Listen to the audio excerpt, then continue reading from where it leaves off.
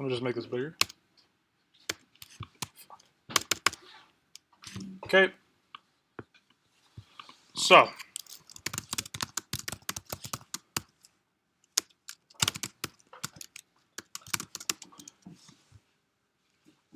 my for each is supposed to take one array, right?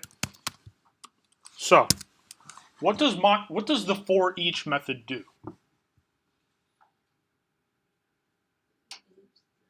Loops through the array, and it takes what? Wait, is this supposed to take two things? An array and a callback, right? Okay. It loops through the array, this array, and it calls this callback on every single element in the array. And it passes into that callback the current element and also the current index. You can use the index if you want it or not. However, it will always be passed in regardless, right? So, to do that, I just said you loop through the array, right?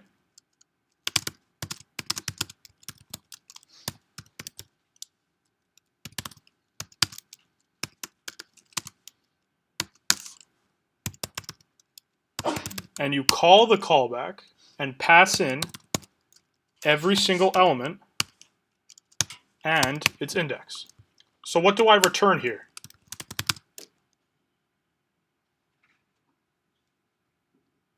Exactly. For each doesn't return anything, okay? All it does is it takes a function that you made on the spot or had stored somewhere else and call it on everything in the array and pass in the element.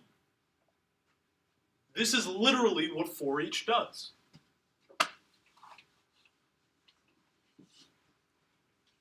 When I put it that way, it's a little simple, right?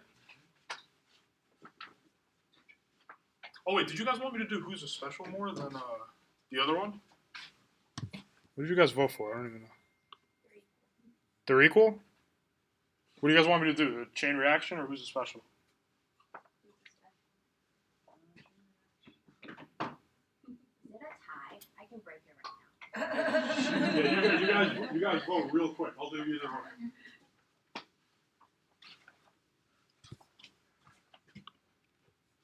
What do we got?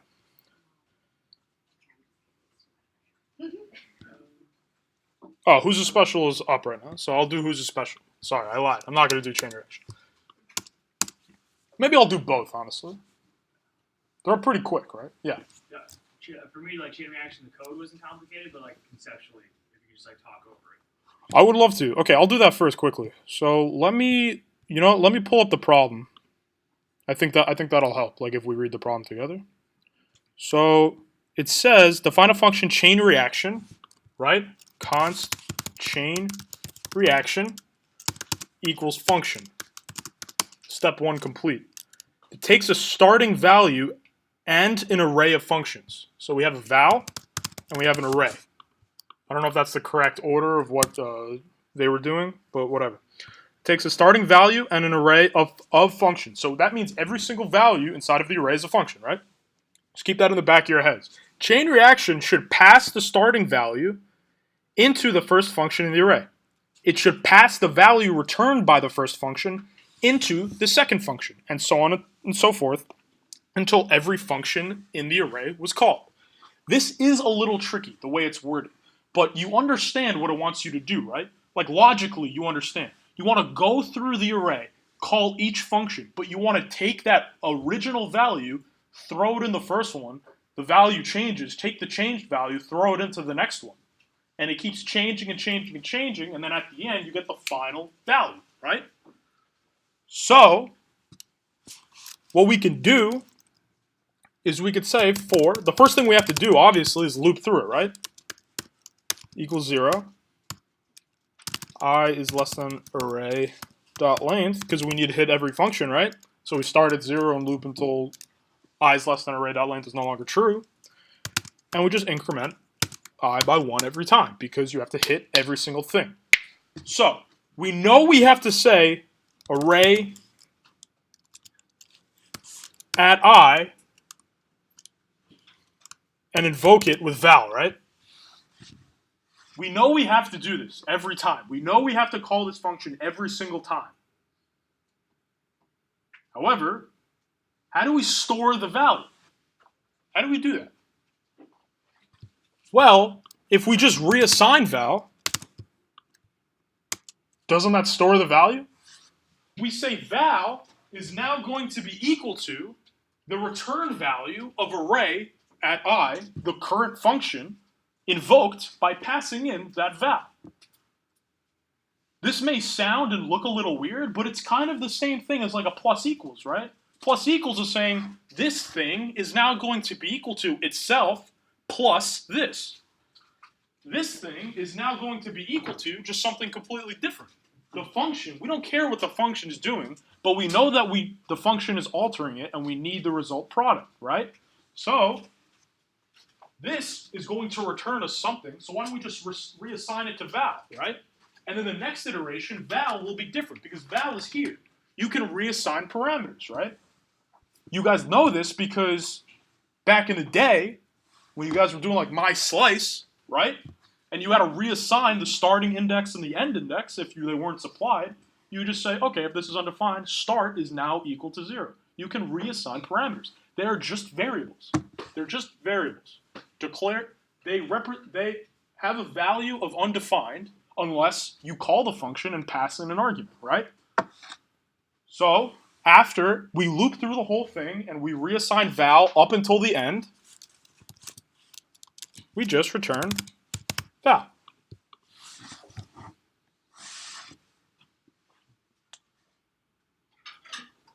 The code isn't too bad, but the question was worded a little differently, and it was a little tricky to figure out. Any questions?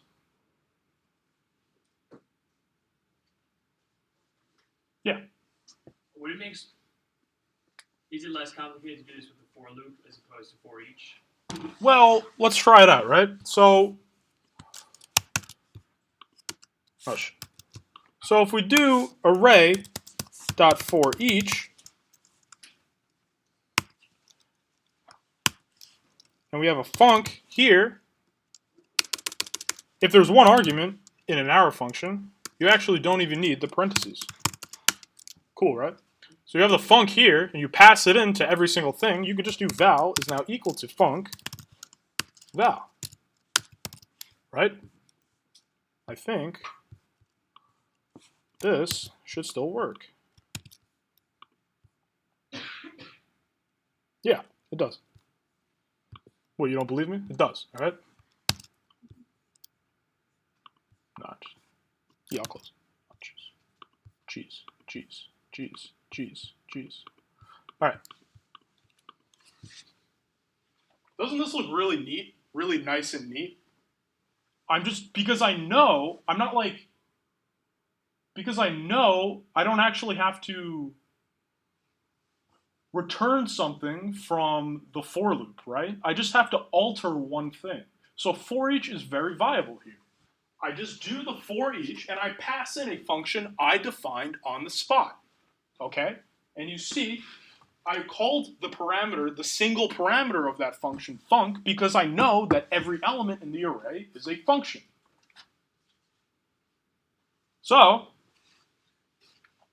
inside here, we just reassign val to that func invoked with val, right? And val is out here. It's not like being like declared in here, right? It's a parameter. So you can do this and nothing will be overwritten.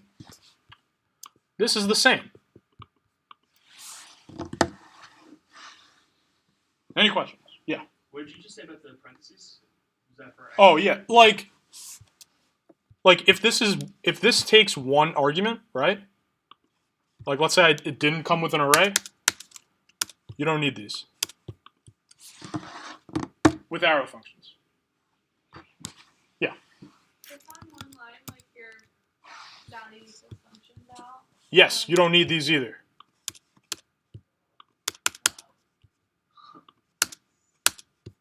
Nice, right? If it's one line.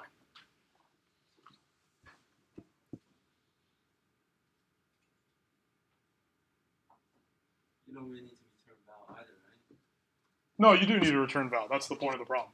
The point of the problem is to return the final outcome, right? This is outside. This is the return value for chain reaction, not for this thing in the for each. Return val is for chain reaction. Once the for each is done, once that's done, val is what we need it to be. So we need to actually return that. A lot of different ways to solve these problems, right?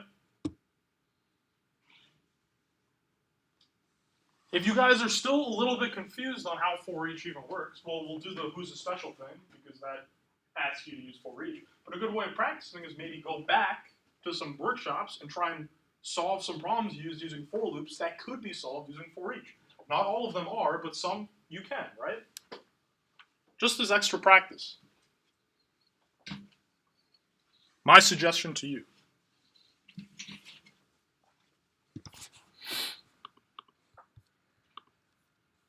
Any questions?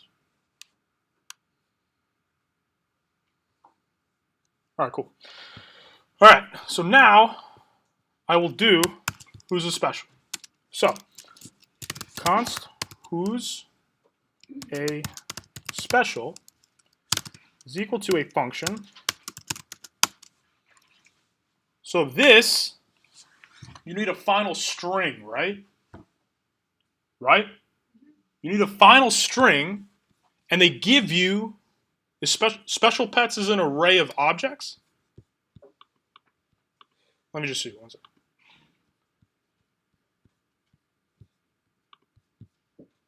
Special pets is an array of objects, okay? And you basically have to access each object, take the name, and say, this name, this species is very special, okay? You guys have actually done this problem before. It's from an earlier workshop. I can't remember which one, but it's from an earlier workshop. So, but we want you to use for each in this case, right? So,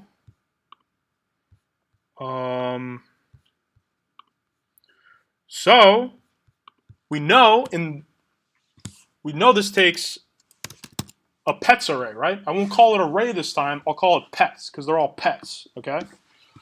So I will say let final string equal an empty string because I know that we want to return a string of things added together. So I know I'm going to be adding to a string. Yes, you can push it all into an array and join at the end, but I'm going to do it this way, okay? So we can do pets dot for each, and then this will take a pet, and I don't think, oh, we do need the index. This will take a pet and an index. Okay? Can everyone see? Can everyone see? You can see? Cool. So now we will just do final string plus equals, and I'll use string interpolation as well. Okay?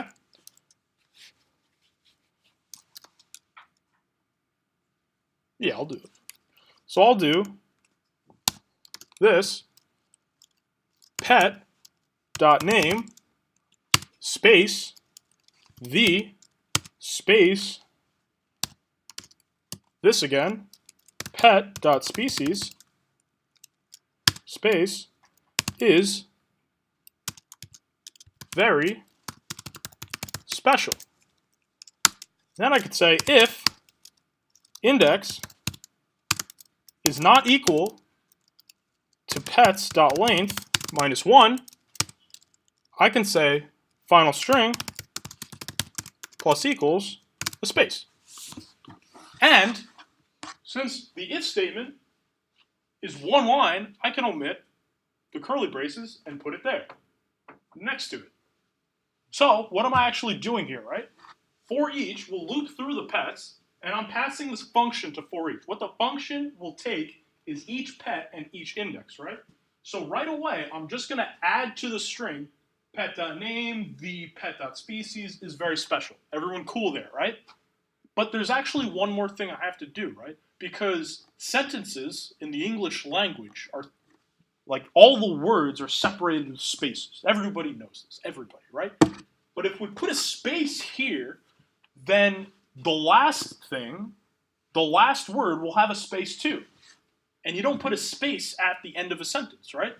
So I decided to do it this way. If the index is not the last element, I'm just going to add a space. There's no space here, so before we loop to the next thing, I will add a space if we're not at the last thing, if we're not at the last element.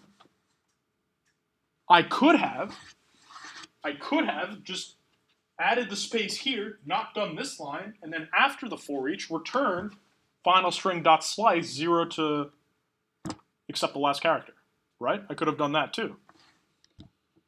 And I also could have pushed all of this into array and did the join method to make everything a string. But I chose not to do that. Because, now this doesn't really matter now, right? Getting the answer is the most important thing for you guys. However, optimization is also an important aspect of programming, right? You want your solution to be faster. You want it to be optimized, right? The dot slice method, the dot join method, these methods do another loop through that string or that array, okay? That means when I am looping through this string once, if you use those methods, you would be looping through it twice. So yours would take double the time as me. Now, this is a very harsh case, and no one will really care because the time difference will be like milliseconds, right? However, that is why I chose not to do it.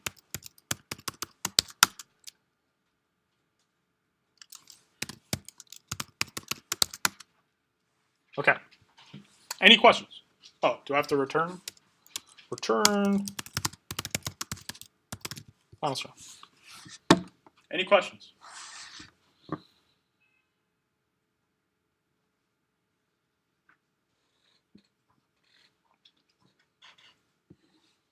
You guys sure? See, I think it's easier to define the function inside the for each as is, like that. I think that's easier. I think it looks better too. If you want to write your function outside over here and then just pass it in over here, that's fine too. It's the same thing. It doesn't matter, okay?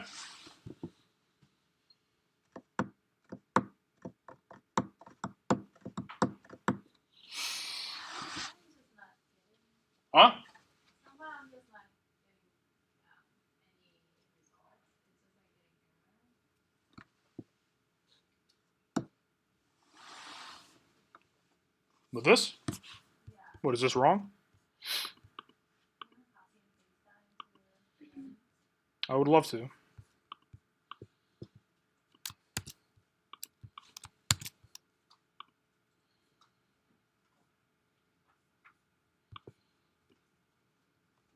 All good over here.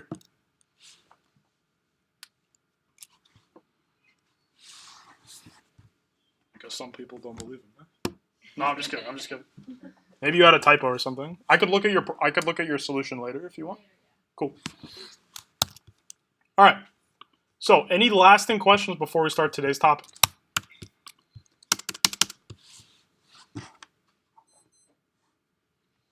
Okay. So, today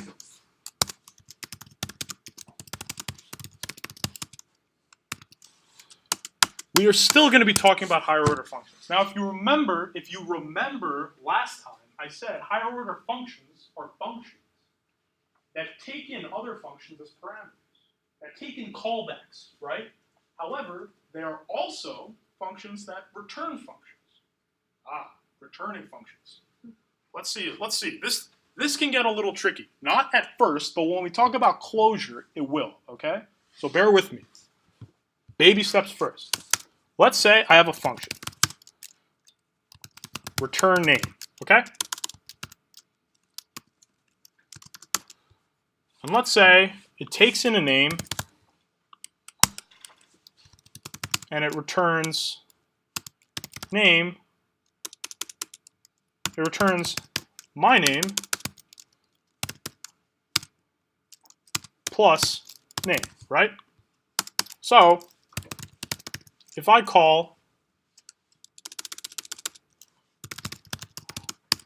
console.log return name invoked Listenek, I get Marco Listenek, right? That's my name. So, return name returns this, right? But I don't really want to add them together in this function. If it's called return name, I just want it to return a name. I know this is very simple and you would never do this, but I'm just saying, right? So, what if I made another function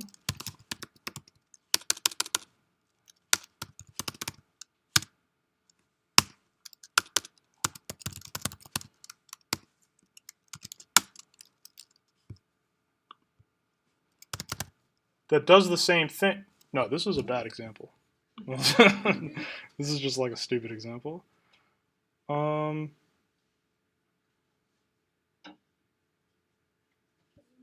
Return, wait, what? A little bigger? Gotcha. So, return name will end up returning add last, okay? And last will return Marco plus name, right? Well, for now, it'll just return Marco, okay? So, what if I console.log what return name invoked will be? What do we expect to see in the console?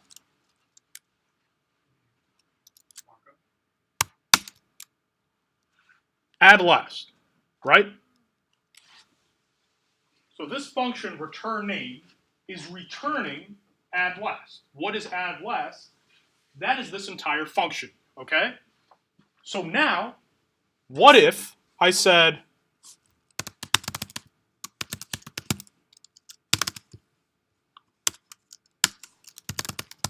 and I console.log what is this? We get the same thing, right? Because return name invoked is going to return a value, right? And that value will be assigned to the variable what is this? And that variable just happens to be an entire function. So now, if I invoke this, you get Marco. Because it is that function, okay? This isn't too weird. This isn't too tricky, right? This makes sense.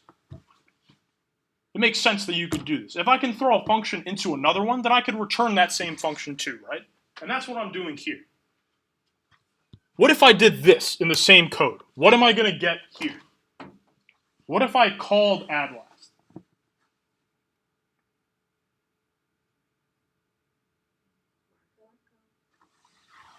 Really? No. What I get here is a type error. Because this is important, and this can get you guys sometimes, all right? What I'm saying, when I call, what is this, return name invoked. So we have to call return name. Return name returns add last invoked. Return name needs to return a value, but we get a function invocation instead. So that means we have to run that function to get a return value from here. So we run add last and we get Marco. So that means that return name returns Marco, right? Right? Does anyone disagree with me? Add last returns Marco, right? Like if I did like let my name equal add last and I console.log add last, my name, I get Marco, right? Like when I call this function, it returns Marco, right? So doesn't that mean that this is Marco? When this is called, that's Marco, right? It returns Marco. Like it returns Marco here, right? But this is the same exact thing, doing the same thing, right? Yeah. So the problem is you're invoking it twice? Is that The problem is here, I'm trying to invoke a string. That's what I'm getting at, right? If I'm returning the return value from here, which is a string, but I thought it would be a function, I try to invoke it down here, it's not. It's a string. It's the string Marco. Right? Like, forget this. Like, if I don't invoke this, and I console.log, what is this? It's just markup, right? So it's a string, so how do I invoke that? You can't. That's why we got a type error. This is not a function. What are you doing? Stop, you know? So, but that is because this, like what if, this is the same thing as saying,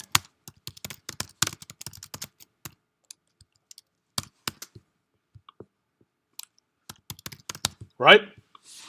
It's the same thing, right?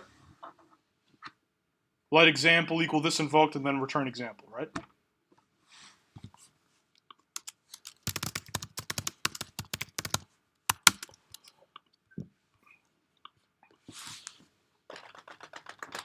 Add last returns a string. So, if I returned a string here, but I was planning for it to be a function, that's wrong. And that happens because of that. If that wasn't the case, then we would get markup, right? And console log, we get the function.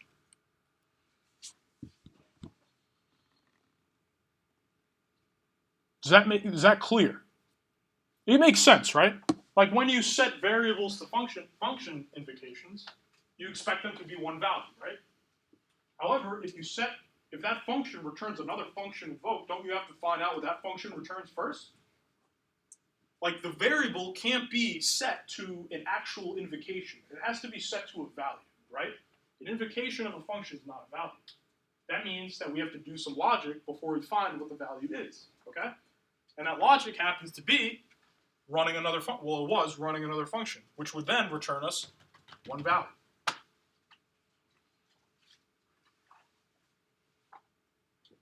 Does that make sense? Cool. Now, let's I'll leave this here for you, but I'll rewrite it a little bit down here. Let's say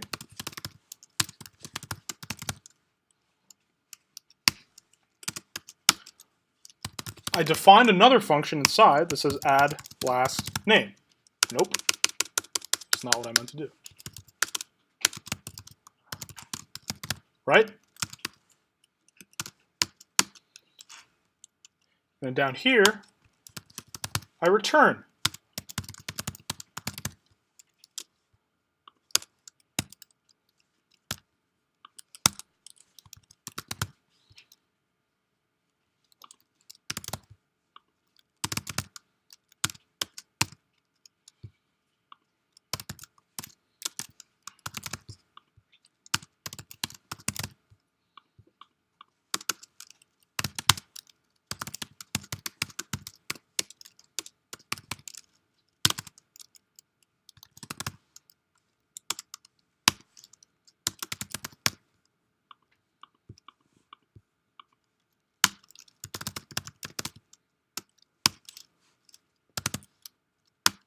What am I going to do? What am I doing going to be?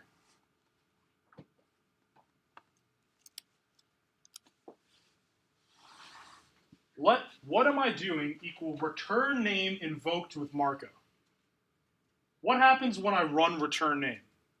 I define a function immediately, and then I return that function.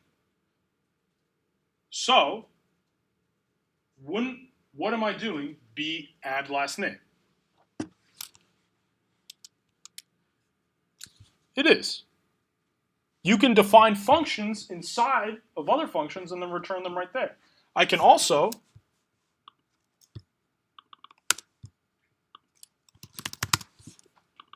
return anonymous functions too, right? It's just a function. That's what I'm returning. And I'm giving it a name here. It's what am I doing, right? Technically. Does this make sense? Now, what if I invoked, what am I doing? I get Marco undefined. Let's get a space in there, right?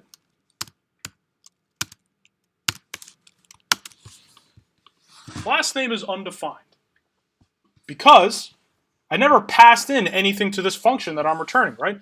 Isn't what am I doing this inner function? So doesn't that inner function take this parameter last name? So if I say here, Listenek, I get Marco Listenek, right?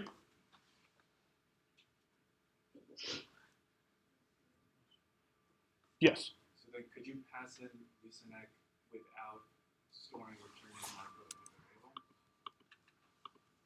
You have to store it in a variable parameter into that function. You mean if I didn't do this? No. Wait, what? What do you mean? What do you mean? So like you see how return name Marco is stored in what am I doing down there? Yeah. So the only way to get the Listenek to what am I doing?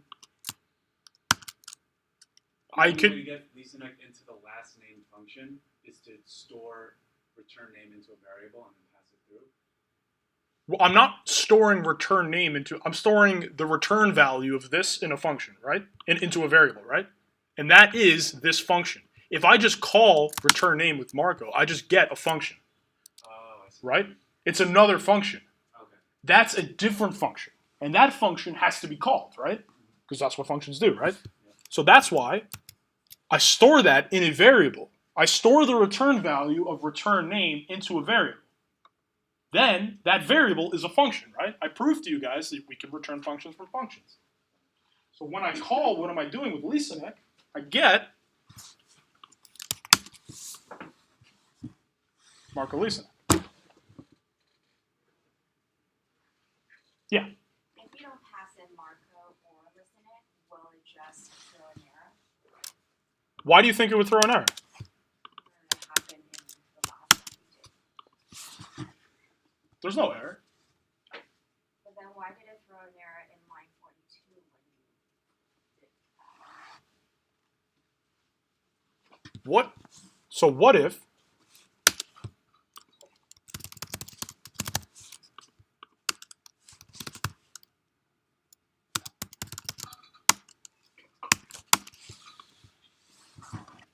this throws an error?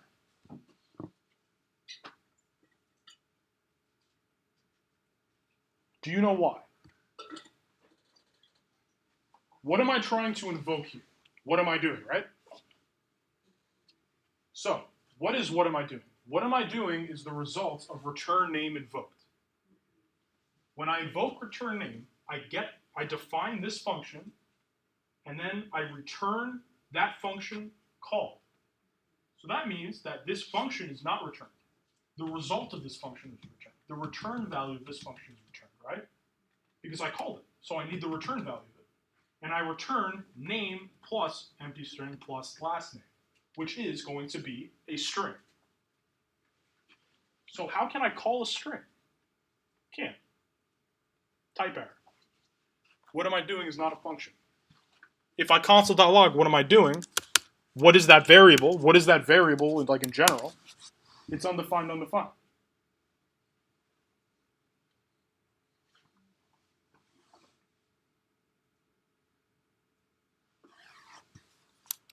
But if I don't invoke it and I just return the function, it's the function. But if I do invoke it, it's undefined, undefined.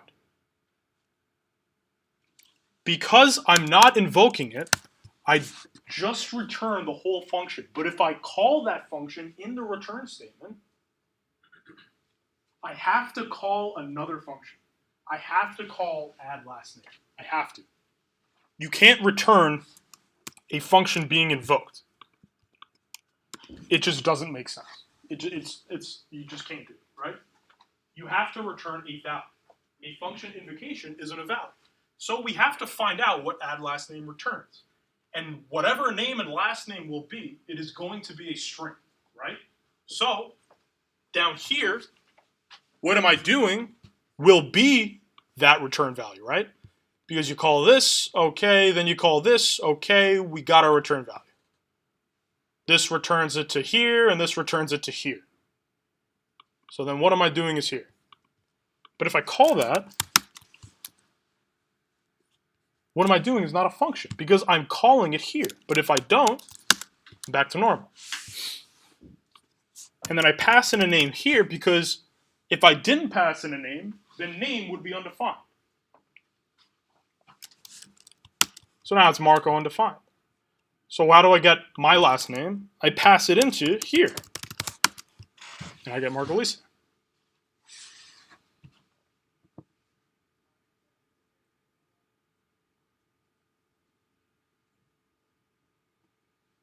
Think of this as like, this is bad, but like think of this as like two-dimensional arrays, except with functions, right? But not at all. Don't think about that, actually. That's like just wrong. But like, you know what I'm saying, right? If I'm returning something that's invoked, that means I have to call two functions when I just called one, right? If this function returns another function being called, and then that function returns another function being called, you're calling three functions. Does that make sense? When a function is invoked, it has to run. We have to find out what it returns. And if it returns another function being called, that function has to run. And we have to find out what it returns. Okay? And this is kind of like a little intro to what closure is. Now, let me explain to you what closure is. Closure is the fact that an inner function will still have access to the variables defined in the outer function after the outer function is done running. Let me show you what that means exactly, okay? So, does everyone agree, forget about this line, does everyone agree when I run this code, what am I doing equal to return name and I pass in Marco, right? I define a function that's not doing anything, that's just defining it, right? And then I return that function, and then it is done running. Does everyone agree that, after I return add last name, return name is done running? Because when you hit the return keyword, it stops. Every function stops, right? We have our value, correct? So, what if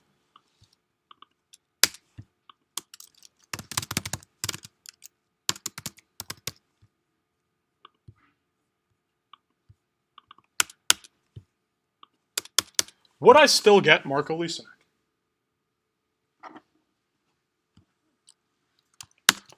Yes, I will.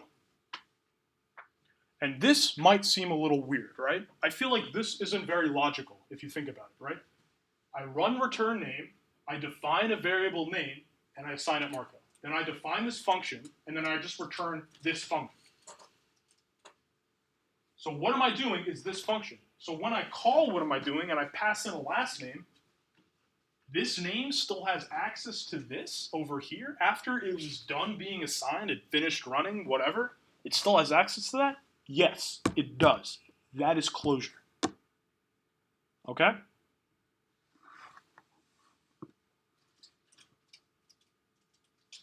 If you think about it, this was the same thing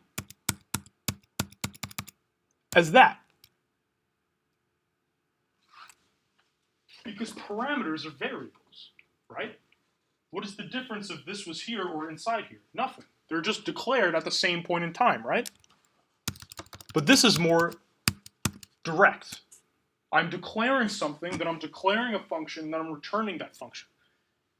Think of it like this. When I define this function, add last name, and it references a variable outside of itself, it's still, if it has access to the scope of it when it was defined, it'll have it after that outer function is done running.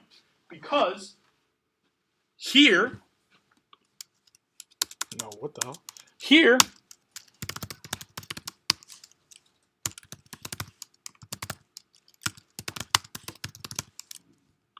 this is done running here, right?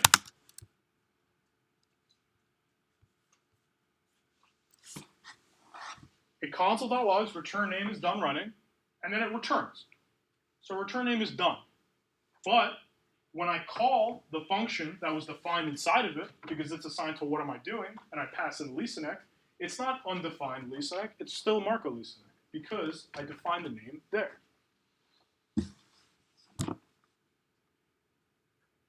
Yeah.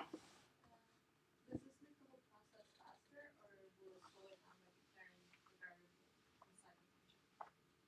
Does it make the process faster? No, I don't think so. I think it's like the same. Because if you declare declare the variable inside of the function versus you throwing it into the function, there's still two variables, right? It's still two, right? Well, I mean, I'm sorry, there's still one variable in the function, right? Either the name is here or the name is here. The space is still there in memory, right?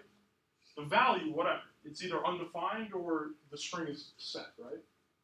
Because if you don't pass something into a function, then that value is just going to be undefined. So there's still a value there, and there's still space for it, you know? So it's the same thing. Yeah. So is a closure a thing or a concept? Aren't concepts things? Well, okay, touche. Is it It's a fact. This is what I'm referring to. like scope? Like that's a concept as Yeah. opposed to like a function, or like is that right there an example of a closure? Yeah, or- that's an example of closure. I wouldn't compare it to scope, right? It's the fact that an inner function has access to outer variables in the outer function after that outer function is done running. How is that different from scope? Because when I return add last name and it's here, the function is done running. But I pulled the thing that was defined in here out into the global scope. Wait, how does it become part of the scope? Because it's assigned into this variable.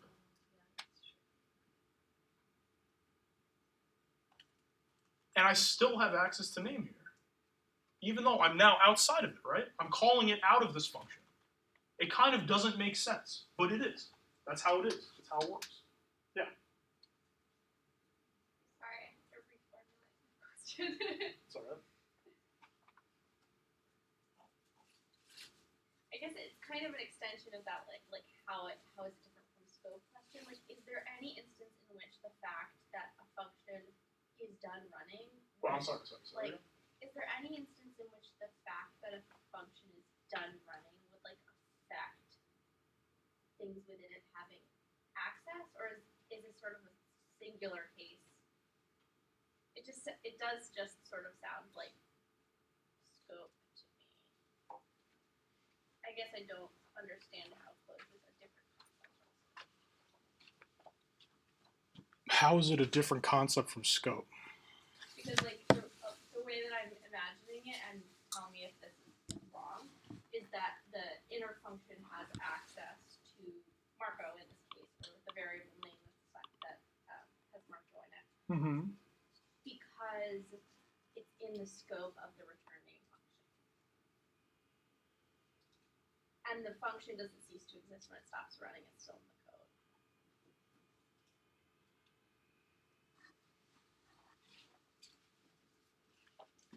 How is it different from scope? I'm trying to figure out how is the best way to explain this. I guess I'm not trying to like throw a semantic argument in the works, I just want to make sure I'm not misunderstanding something. Scope is far, far more conceptual than closure. Scope refers to everything. Scope refers to if statements, to for loops, to while loops, anything with a code block, right? Everything has its own scope, and every own scope is linked. Closure is specific to variables defined in a function and very specific to the function inside of it. If that function is ever returned and run outside of it, it still has access to everything that was in the function. The main difference is it's not going line by line and then, okay, where's the scope? It's this variable name was declared inside of that function. It shouldn't be able to be accessed by anything else after that function is done running, right? Because after we run, what am I doing? After 53, that function code can't be reached anymore, right? I guess unless you invoke it. Again, right? Like after line 53, after this line, this function is done running. We run through the whole thing and return something. Then it's done. Okay?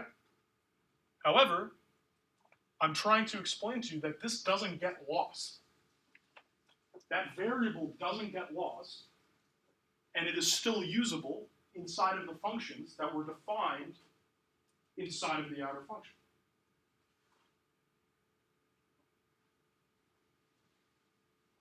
It's vastly more specific than scope, but I can see the similarities, you know? That answer your question. Maybe a little bit. I think so. Yeah, it seems like it's kind of like it's an extension of scope that is. I specific definitely to this. would, yeah, I definitely would think of scope if you're trying to understand code, for sure. Because it's very similar concepts.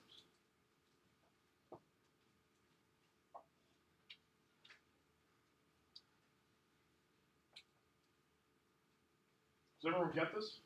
It's just a bit confusing. Yeah, for It seems sure. like it makes sense, but it's confusing. Yeah, for sure. I mean, like, I don't think anything here like is completely straightforward. You know, everything you guys have learned. I feel like closure is definitely one of the more confusing subjects. But does everyone understand that the logic is here? I explained it to you, and it might not click right away, but you followed what I was saying a little bit. And you understood that if I read this a little bit more, then I would understand. If you're okay with not understanding right away, but knowing that you will be fine, okay? I promise you. Because like everything else that you've done in the past 2 weeks, it comes with practice, right? Comparing the two examples you just gave us, is there a benefit from to using closure versus not? Like, is it better somehow that this example of what am I doing, like uses closure, but the other one doesn't? Like, is there a concrete benefit as we go on to that? I don't have a solid answer for you right now, but I will say that there's a time and place for everything. Just like just like while loops, right? Like, why would you use a while loop if you don't like it? You know? There's a time and a place for when you would actually use it. You know? There's a time and a place for everything. Closure will happen regardless, though. That's the thing. It's not like when do I use it. It's just something that exists whether you want it to or not. If you define a function inside of a function, which will probably most likely definitely happen if you're writing huge functions and you're writing a helper function, and you decide to put that helper function inside of your own, this happens, right?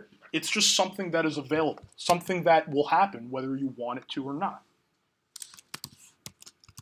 Does that make sense? Yeah. Does that make sense to everybody? Everybody crystal clear? Yeah. Maybe. I think so, but can we do one more example without any names involved? Don't take it personally. It's just, I took it very I just want to make sure I really get it. You know? No, it's okay. Here, I'll go through some slides, okay? Okay? And I'll code out the slides if you want me to. So, returning values from functions, right? We know that functions can return values. Duh, right? Returns a string, console.log. What is it? I am a string. Everybody understands, right? Good. But if we can do this, functions can return other functions as well. Because we learned last unit that functions are just like any other type, right? We can do whatever we want with them. So, if I have this function greetMe and a function called getGreeter, let greeter equals getGreeter invoked. What does getGreeter do? It returns greetMe. So, if I console.log type of greeter, and I console.log greeter, and then I invoke greeter, which is this, it's a function, it is greetMe, and we get hi. Does this make sense? Right? I call getGreeter, and I assign it to this variable greeter. Is this naming less confusing? I don't think so, but whatever. So greetMe, console.log's hi, right? So when I call greeter down here, which is greetMe, we get hi. However, if I invoked greetMe there, what if we did invoke it?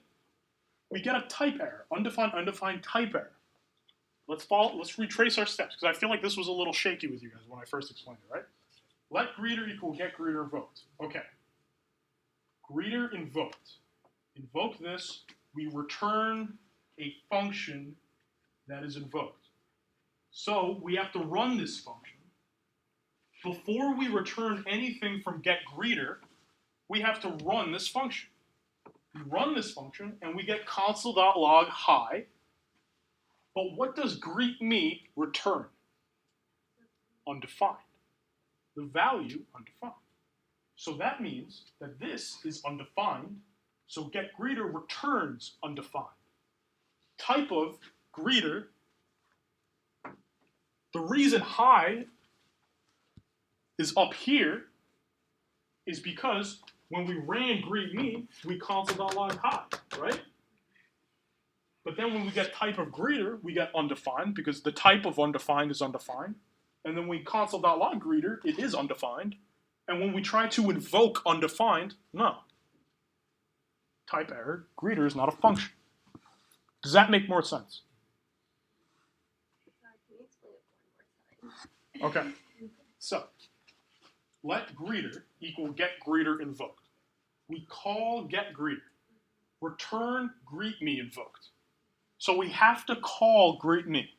Because so far, nothing is being returned from getGreeter because we called another function. So we have to figure out what greet_me returns so we can return it from getGreeter, right? We call this, we console.log high.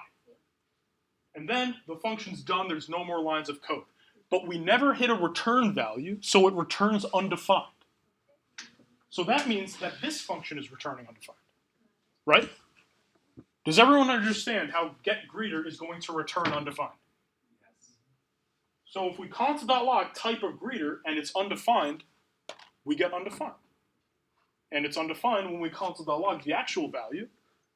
But when we try to invoke it, it's a type error because you can't invoke an undefined, right? You can only invoke functions, which is the main difference because we had to run this function to find out what it returned, versus here, we just returned the entire function. If you don't invoke it, what it is just the function, right? So here we return the whole function, so greeter becomes greet_me. How's that? Is it better? No, seriously, do you guys understand? Awesome. Here's just the same thing from the last slide. However, now greet_me is being defined inside of getGreeter. And we return greet_me here. And we get the same outcome, right? We call greeter, as you can see, it is greet_me. We get high. Right? This is the same, except this, greet_me, was moved to there.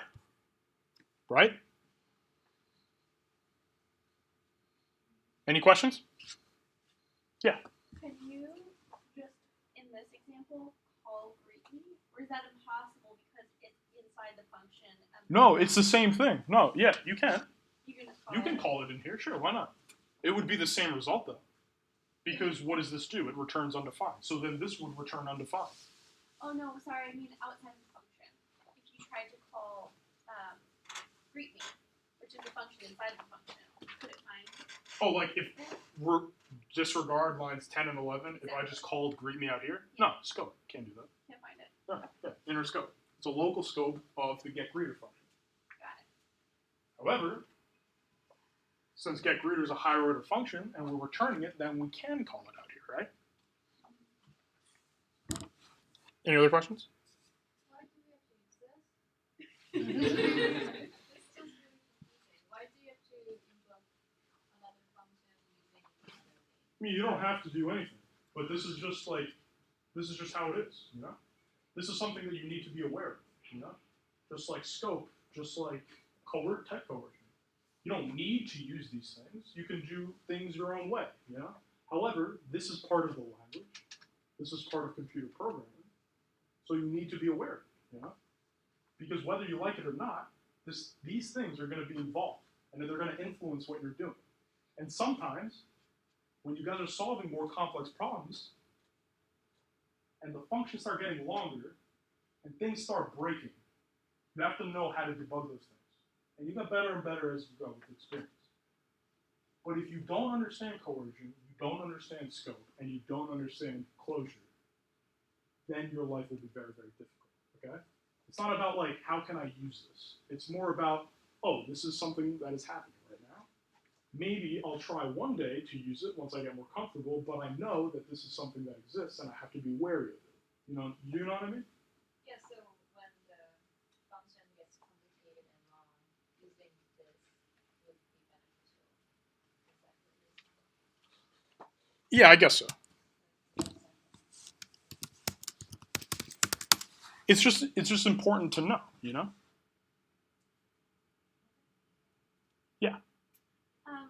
Is this like the fact that this exists in the language, like considered something that it's like frowned upon to actively use because it's very confusing for humans, the same way that like you can not use curly braces in a lot of places until it ruins your code because you haven't caught a place where it was a bad idea not to use them. You think this is frowned upon? Well, I'm asking if it is. I'm asking if it's like if it's something that the language does, and we need to know about for debugging purposes. But No, Clojure is not frowned upon. it's Clojure is something very that's powerful. used in. Clojure is very Okay. powerful. You'll understand it later, but you just have to know how it works. How it works isn't that complicated. How to use it to your benefit is a little tricky. Okay, it's not something I expect anybody to do, like on the fly, you know. But like this isn't a waste. Okay. Okay. Yeah, something's gotten into everybody over here. So listen. So like I said before, in my example, you can also return functions without declaring them before, defining, hey, function get greeter, greet me is this. You know, you can just return an anonymous function right there, and it has the same outcome. This is exactly the same as this, right? Think of like, let current element equal array at I. You know, that's this. This is just return array at I, right? This is return the function here and defining it here. Doesn't need a name. Does that make sense? Cool. So what if our return function takes a parameter? Let greeter equal get greeter, same function as always. But now, this function, the anonymous function that we're returning, takes a name, and in it we do hi name. So get greeter is equal to get greeter invoked, so we return this function. So if we do Mary and Rosalind nothing, we get hi Mary, hi Rosalind, hi undefined. There are still names. Sorry. Does that make sense though? Yeah, right? What's the difference? Nothing. Except there's just a parameter in this function. Nothing new. Before we talk about Clojure, let's review scope. Inner functions can access variables defined in outer functions, right? So like if name was there, let says hi equal function, constant log hi name, and says hi, you call it here inside greeter, and you invoke greeter, you would get hi Mary, right? That makes sense, right? Because this is a scope refresher, right? So Clojure is the fact that an inner function can still access values defined in the outer function even after the outer function is finished running. Function get greeter. Console.log get greeter is running. That's the first line. You let a person know that get greeter is now running. Let name equals Mary, right? Console.log get greeter is finishing. The reason why this is on this line is because the next line is a return statement. When you hit the return statement, the function is done running. Does everyone agree with me? Hit the return statement, the function is done running. What this does is it returns a function. That's it. Okay? It returns a function. Let greeter equal get greeter invoked. So do you guys agree that greeter will be this function? And when we console.log greeter, we get hi Mary here. After get greeter had finished. But Mary was defined in here, and we've broken out of that function already.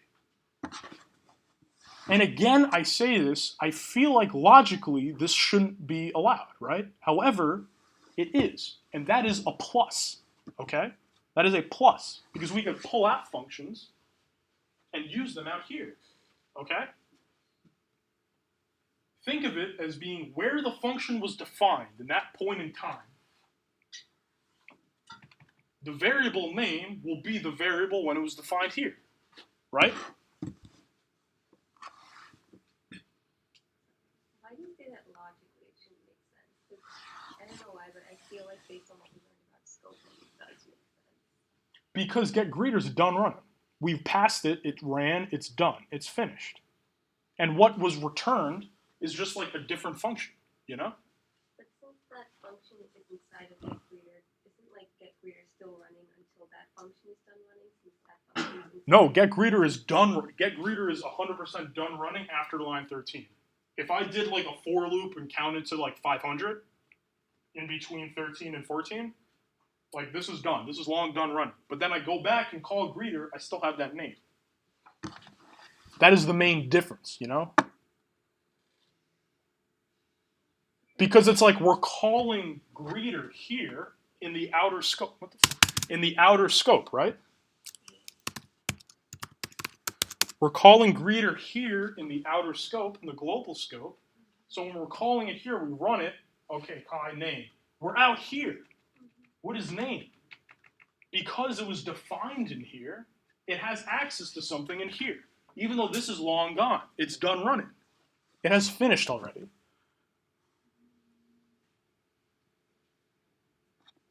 Maybe it makes more sense that this is how things work. Okay, to me, I thought when I learned this that it didn't make sense a little bit. I guess it's like in my mind when I see like line 13 and line 14 happening in my mind, like lines 1 to 10 are like being run, if that makes sense. Like Lines 1 to 10 are being run on line 13, yeah. So that, not on line 14. On line 14, line 9 runs.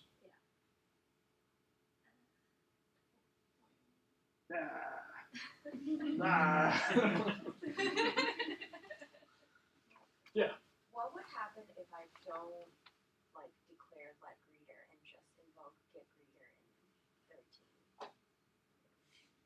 If I don't what? If I don't declare let greeter equal to get greeter invoke and just invoke get greeter. Then you would get this function in the console, Which is hi Mary. which is just an anonymous function. Like,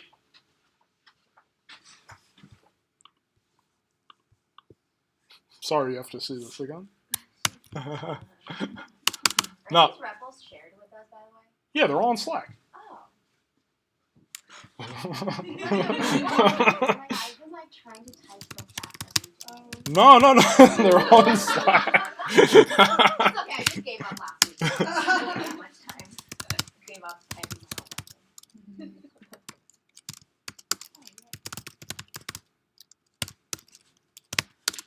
Right? So I say console.log hot, right? And then here, instead of saying let example equal get greeter, nope, invoked, instead of doing this, you want me to just do this, right? Mm-hmm. What I get is just this function. That's not actually in the console, right? That's just a REPL thing. It is, Like this is a REPL thing for sure. it's getting returned, but not. I mean, like, if you do this in, like, the dev tools, you'll also see the return statement after you're done running code. I mean, it depends on, like, the platform you're using. But, like, yeah, if I did, like, console.log here, just to make it more clear, it's just the function. But it's the same color, because that's just the last thing. Does that make sense, though? Like, ignore REPL. I'm just saying. Like, this is just a function now, right?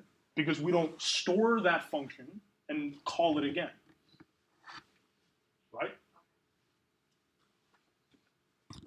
Cool. So if getGreeter takes a parameter, name, return function hi name, it works the same way as name was defined in here, right? I showed you this first though, because, however, it's still closure, because name is declared when we define getGreeter. Like, if I tried to console.log name on line 7, I would get an error. Name is not defined because of scope. Parameters are also only in the function's local scope, right? Cool. And if both functions take parameters, then we have to pass something in here when we set it equal to a variable greeter, and then we have to pass something into that too, right?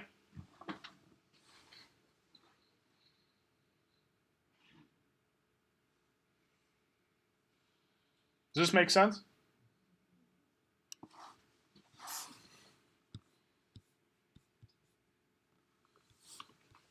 So let's just walk through this. This is just this is like the same example as we've been seeing. However, now we can see how everything is more in English, right? So we have the function getGreeter that takes name1, and it returns a function name2 that takes name2, which console.logs hi name1 meet name2. So introduce Mary to getGreeter of Mary, introduce Rosalind to getGreeter of Rosalind, and you call introduce Mary to Dorothy, you get hi Mary meet Dorothy. Introduce Mary to Albert, hi Mary meet Albert, and so on and so forth. Right? Just a lengthier naming convention. But like when you read it, it makes sense what's gonna happen. That's just the purpose of this slide, I think.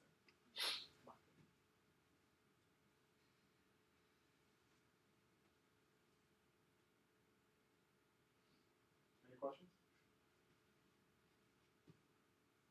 Last questions for me? Yeah. No, you. So if you were to set the variables in line 7 and 8 and had just put input getGreeter, Marie, and Rosalind? If I just called these, Yeah. then I would just get a function. Because this just returns a function. We don't get the console log, the hi this, hi that, until we run that inner function. And if we don't set that equal to a variable, we can never capture that return value. So pushing it out assigned to a variable forces it to run. Basically. That's Forces what to run? Forces the function itself to run. The inner function? Yeah. No. Here, the inner function is not running here. The entire thing, JavaScript takes a scissor, cuts it out, and puts it into these variables. It is not invoked, it is not run, right? But since introduce Mary to and introduce Rosalind to is that function, it is that function, when we invoke it down here, then that function runs. But you still put the parentheses and the parameter after, just like you would for a regular function. Here? Oh, here? Yeah. Yeah, because this is a function. Right? This is the return value of this, which is a function. So you can call functions, right?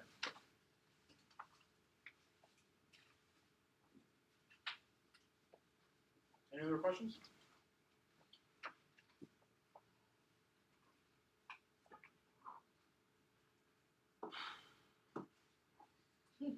Alright. It's been a pleasure, guys. Let me know if you guys need anything else. I'll be here all night. Well, no, I won't be here all night. But definitely Slack if you guys need any help. Yeah. One last question, actually. Yeah, sure. If you didn't, to go, I think, off that last question, if you didn't do like let introduce Marie to, could you do like getGreeter parenthesis Marie parenthesis Rosalind? Like, Oh, like chain it? yeah. Let's see. Let's see if that works.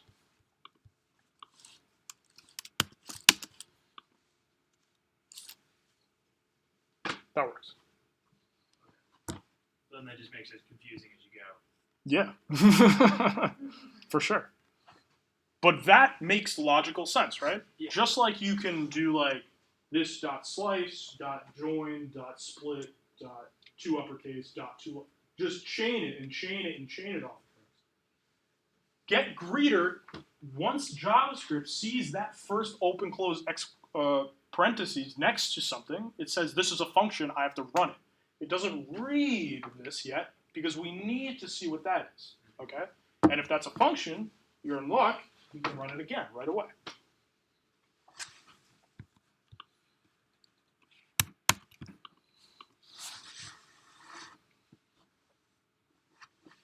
Any last questions, guys? So with this like introducing people example, like it's making me wonder: is this like using Clojure the best way to if you function that has two variables, but you want to give it like one variable now and any variable later. Is it the best way to do that? One Like, variable now and just trying any variable later. Yeah, I'm just trying to like sorry, I'm trying to think of No, like you can. Yeah, yes. reasons why closure would be useful, and like if it allowed me to have a function with two variables, and I could say what one is now and then feed it anything later. Yes, you can. Yeah, for sure. But like, I guess if you need the second variable to be defined at a later point in time, then yeah. Otherwise, you could just do one function with two parameters. But like, you can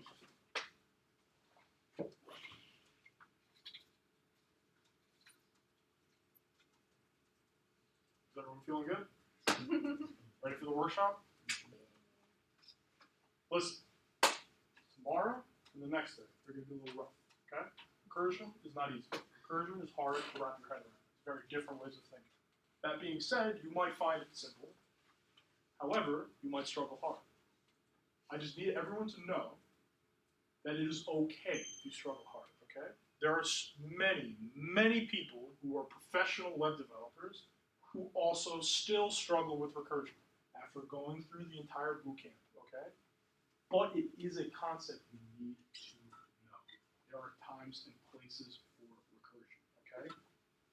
But just know that. Tomorrow's gonna be a little hard, okay?